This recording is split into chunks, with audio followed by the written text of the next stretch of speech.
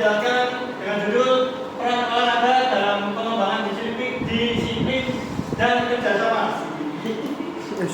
Silakan untuk Mas Medi.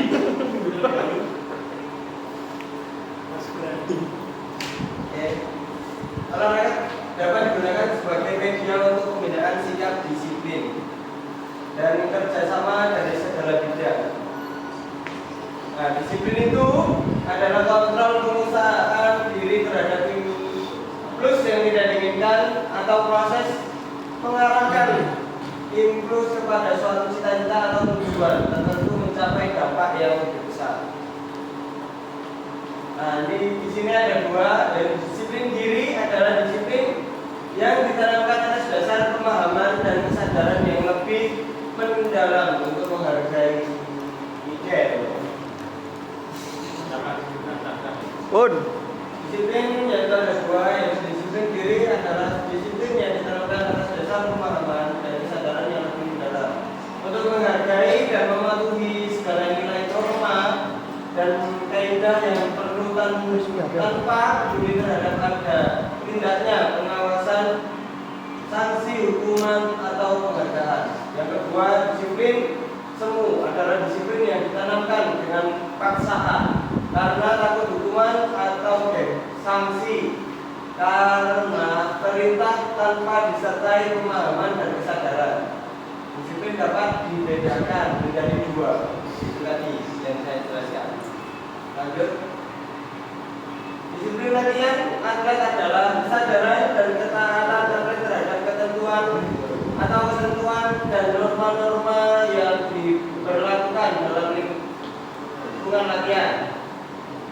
Kerjasama kooperatif adalah gejala saling mendekati untuk mengurus kepentingan bersama dan tujuan bersama.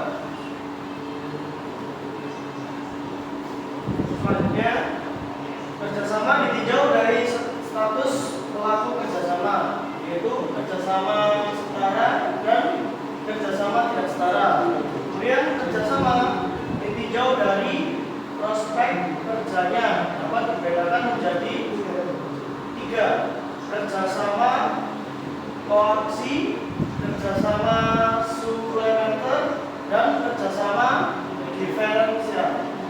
Yang ketiga, kerjasama berdasarkan ruang lingkupnya dibedakan menjadi kerjasama internal dan kerjasama eksternal.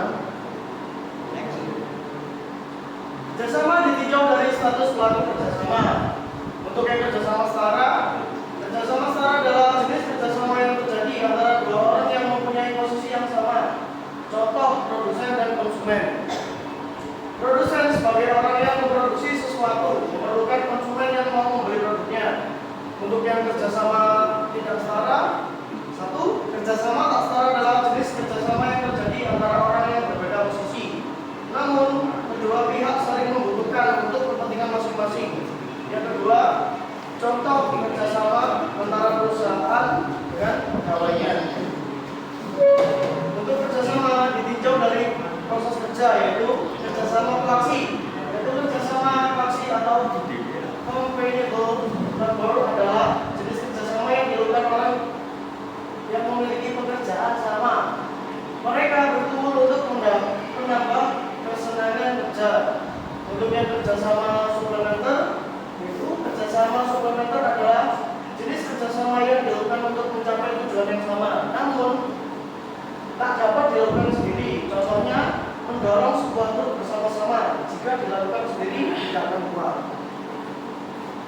Untuk kerjasama berdiferensiasi, yaitu adalah jenis kerjasama yang dilakukan melalui pembagian kerja secara teratur. Pekerjaan terbagi-bagi tidak sama bagi setiap orang. Lebih luas dan kompleks bagi suatu pekerjaan diperlukan keahlian berkumpul. Kerjasama berdasarkan ruang lingkupnya dan dibedakan menjadi ada dua. Yang pertama, kerjasama internal adalah kerjasama dalam lingkungan kelompok atau masyarakat yang bersangkutan. Misalnya, internal dalam suatu perkumpulan yang strukturnya terdiri dari ketua, sekretaris, bendahara, dan lain-lain. Untuk kerjasama eksternal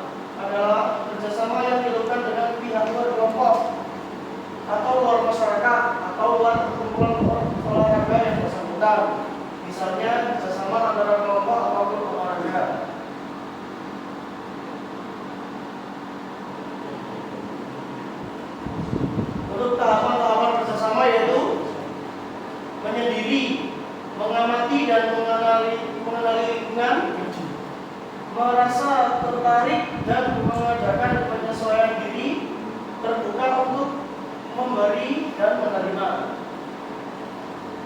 Terus selanjutnya,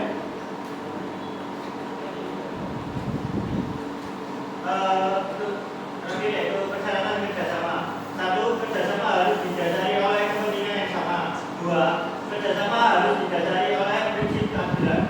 3. Kerjasama harus dilandasi oleh keinginan untuk mengerti dan memahami orang-orang yang terlibat dalam kegiatan bersama itu.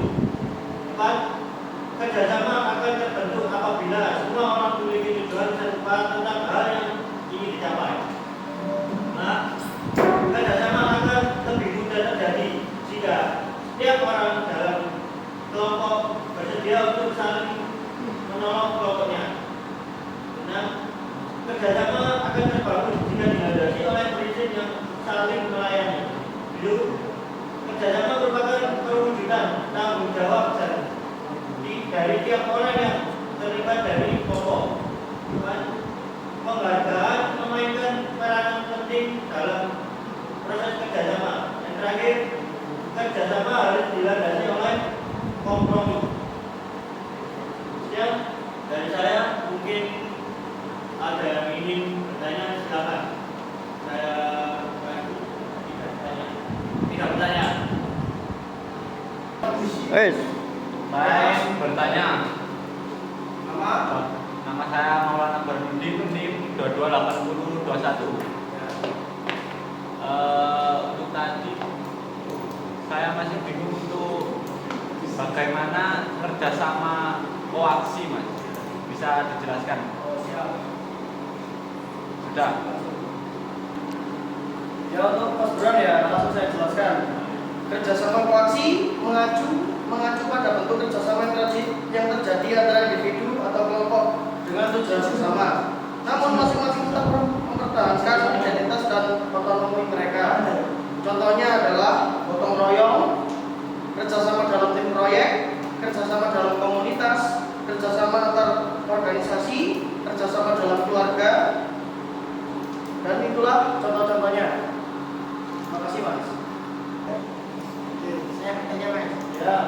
Saya Nur Faizi, NIM 222017. Mau bertanya, Mas. Ya. Saya akan bertanya tentang contoh dari kerjasama suplementer. Tolong disebutkan. Terima kasih. Untuk kerjasama suplementer yaitu bentuk kerjasama di mana anggota kelompok melakukan tugas yang sama secara bersama-sama, yaitu contohnya membangun rumah secara gotong royong, terus kerja bakti membersihkan lingkungan, menanam pohon bersama, membantu korban bencana alam, menghias kelas. Nah, itu contoh-contohnya, yaitu melingkupi kayak ya berkelompok kerjasama tapi ya gitu pokoknya. Terima kasih. Oke, itu saja dari kelompok kami. Oke, itu saja dari kelompok kami. Dan kurang lebihnya saya mohon maaf. Dan assalamualaikum warahmatullahi wabarakatuh. Terima kasih teman-teman dari kerja absen ya. Sudah. Selanjutnya kelompok berapa? Iya. Kelompok 5 gitu. Oke, minggu depan kelompok 5. Baik. Terima kasih yang sudah datang. Bisa saya akhiri, bisa pulang, monggo. Terima kasih. Sama-sama, Mas.